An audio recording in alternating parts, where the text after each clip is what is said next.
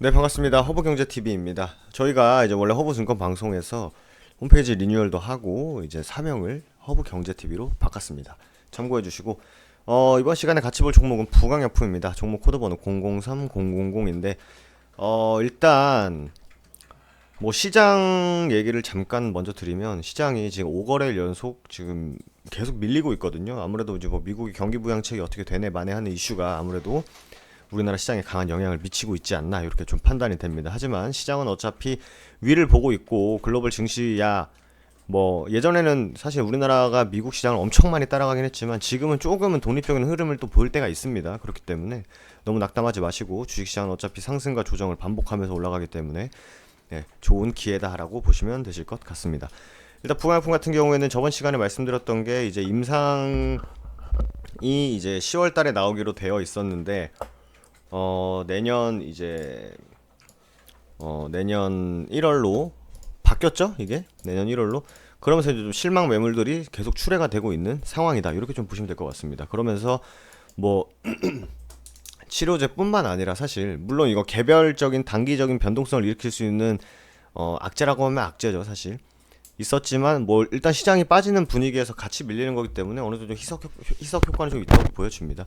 하지만 우리가 애초부터 계속 봐왔던 박스권 구간은 일단은 이탈한 상황이다. 이렇게까지 좀 정리를 해드릴 수 있을 것 같습니다. 정리해드릴 수 있을 것 같고 그렇기 때문에 언제 이렇게 박스권 위로 올라오느냐가 상당히 중요하다까지 말씀을 드렸었어요. 하지만 요날 이 임상이 이제 장중에는 얘기가 안 나왔지만 이제 암암리에 이제 사람들이 보면서 아 연장이 됐구나라는 걸 확인했던 날이 이제 9월 18일입니다. 9월 18일을 보면은 9월 18일 그렇죠 여기죠. 그래서 아 이게 치료제들이 좀 움직이면서 이렇게 가는구나 했다가 박스권 안으로 들어갔다가 재차 깨지면서 이렇게 좀 하락 추세를 이어가고 있는데 역시 똑같습니다. 결국 주가는 하염없이 빠지지 않거든요. 뭐 지수야 뭐 5일 연장 빠지긴 했지만 그에 따라서 뭐 5일 연장 빠진 것도 있긴 하지만 하염없이 빠지지 않습니다. 어느 순간 바닥을 잡기 때문에 이 잡는 구간을 도대체 어디서 만들어 줄 건지 도대체 이 임상 연장에 대한 이슈가 어디서 이제 조금 아 그래 이 정도면 꽤 많이 빠졌다라는 구간을 분명히 만들어 줘야 됩니다. 그러면서 다시 우리가 봐왔던 여기 32,000원 구간 요 박스권 위로 언제 다시 올라오느냐를 포인트로 보시면 될 것 같아요. 그래서 부강품을 영상 올려드리고 댓글이 꽤 많이 달려가지고 좀 깜짝 놀랐거든요. 놀랐는데 뭐 개 중에는 뭐 예상치 못했다 혹은 뭐 너무 고점에서 샀다 혹은 뭐 어떤 분께서는 바이오에서 임상 연장하는 거는 뭐 되게 그렇게 특별한 이슈가 아니다. 임상을 중단하는 것도 아니고 헬릭 스미스처럼 진짜 작살 나는 거 아니면은 임상이 진행되고 있고 그리고 하나 이따 기사를 하나 보겠지만 지금 환자 모집이 어느 정도 이루어지고 있다까지 좀 이슈가 있는 것 같아요. 그렇기 때문에 첫 번째로 말씀드린 거는 하방 경직 구간은 어디서 잡는지 보자. 하방 경직 구간을 어디서 잡는지를 일단 첫 번째로 확인을 하고 그런 다음에 단기 박스권 단기라고 하면 좀 뭐하죠? 긴 시간이었으니까 박스권 안으로 다시 한번 올라와주는 타이밍이 언젠지를 지켜보자. 이렇게 좀 보시면 될 것 같습니다. 저 부양품 주주분들께서 댓글 보니까 뭐 종목을 갈아타거나 이런 생각이 전혀 없으신 것 같기 때문에 어차피 부양품 영상 꾸준히 찍어드리고 있어요. 참고해서 보시면 되실 것 같습니다. 그래서 오늘 기사 하나 좀 보도록 할게요. 코로나19 임상 스타트 녹십자 첫 투여 부강약품 환자 모집 속도를 내고 있다. 21일 기사입니다. 어제 오전 10시 기사인데요. 이거 한번 같이 보도록 하겠습니다. 국내 제약바이오 기업들이 임상을 개시하면서 코로나19 치료제 개발에 속도를 내고 있다. 하지만 환자 모집에 어려움이 이어지고 있어 당초 계획한 일정에서 다소 차질이 예상된다. 지금 불행 중 다행인 거는요. 임상이 좀 뒤로 늦춰진 게 부강약품이 제일 먼저 나왔습니다. 매도 먼저 맞았다. 이렇게 보시면 될 것 같아요.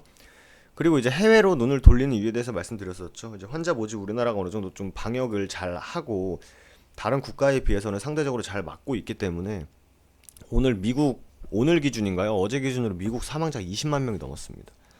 우리나라 확진자가 몇몇 명인 반면에 거기는 사망자가 20만 명을 넘었어요. 그러니까 환자 모집을 우리나라에서 쉽지 않다는 거죠. 이거는 좀 치료제 영상 찍어드리면서도 많이 말씀을 드렸었는데 해외로 눈을 돌리는 이유 역시 환자 모집이 조금 어렵기 때문이다. 이렇게 좀 보시면 될 것 같습니다. 녹십자 얘기는 좀 빼고 여기 있다. 부강약품. 부강약품은 국내 코로나19 치료제 임상에 나선 기업 중 가장 빠른 환자 모집 이행률을 보이고 있답니다. 불행 중 다행이죠. 매도 먼저 맞은 것도 나을 수도 있어요. 부강약품 자체 개발한 항바이러스제 레보비르 성분명인 클레부딘을 코로나19 치료제로 개발 중이다. 올해 4월에 최초로 임상 이상 승인을 받았고 비교적 이른 5월 26일 임상 환자 첫 등록 후 가장 많은 환자를 모집한 것으로 알려졌다고 합니다. 60명이죠? 60명인데 기관이 7개니까 6, 7에 42. 한 6명 정도만 그 해당 한 병원에 환자 모집이 되면 임상을 진행할 수 있다. 이렇게 좀 보시면 될 것 같아요. 그렇기 때문에 조금은 속도를 내고 있지 않나 이렇게 좀 보여집니다. 다만 부강약품 같은 경우는 이제 중등증의 이제 효과를 낼 수 있을까? 예.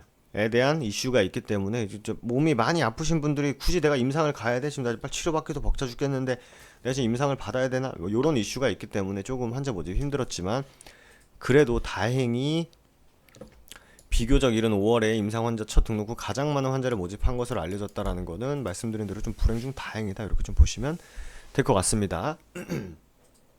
정부도 코로나19 임상 환자 모집을 위해 다양한 노력을 하고 있지만 현장에서는 체감하기 어렵다는 목소리가 나온다. 그러니까 정부는 이렇게 해주겠다 저렇게 정부뿐만 아니라 이렇게 해주겠다 저렇게 해주겠다 이렇게 했다 저렇게 해주겠다 하지만 실무진들이 느끼기에는 별로 그렇게 체감하기가 힘들다 이런 말인 것 같습니다.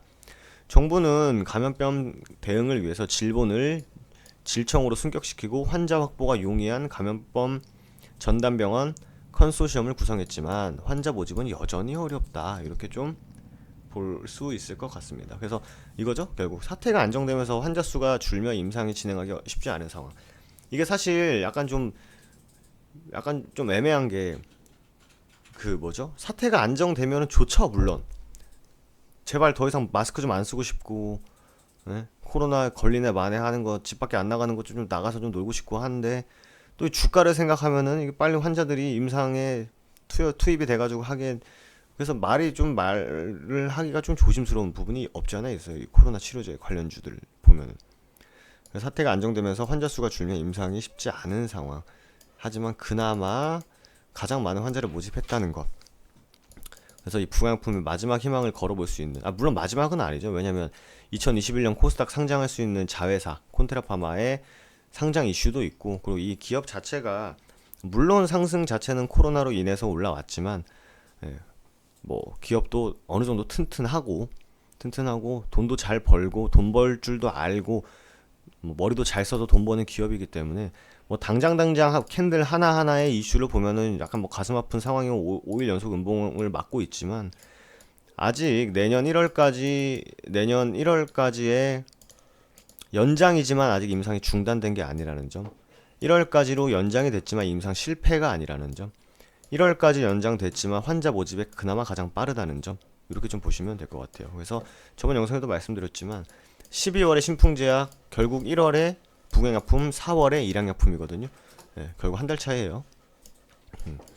누구든지 긴급 승인이 빨리 나면 좋겠지만 뭐 현재로서는 아직 뭐 그런 얘기보다는 치료제에 임상하는 것에 빨리 정부가 도움을 많이 주고 있다. 뭐 이렇게 좀 보시면 될 것 같습니다. 그래서 힘드실 것 같아요. 힘드시지만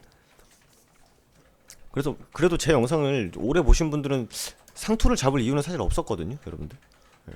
박스권 하단에서 분할 매수를 통해서 진입하신 분들은 계시겠지만 상단에서 잡으신 분은 거의 없을 것 같긴 한데 댓글 보니까 뭐 45,000원이요, 44,000원이요, 4만원이요 막 하신 분 계신 것 같아요. 그렇기 때문에 영상 꾸준히 보시면서 내가 대응을 어떻게 해야 되는지 한번 시나리오를 세워보시면 좋을 것 같습니다. 뭐 오늘 지수도 많이 빠졌고 전체적으로 거의 뭐 엄청 많이 빠졌죠. 종목들도 거의 대부분 빠졌기 때문에 어느 정도 말씀드린 대로 좀 희석 효과가 있었으면 좋겠다라는 말씀 드리면서 부강약품 영상 여기서 마무리하도록 하겠고요. 저는 또 다음 부강약품 영상에서 인사드리도록 하겠습니다. 감사합니다.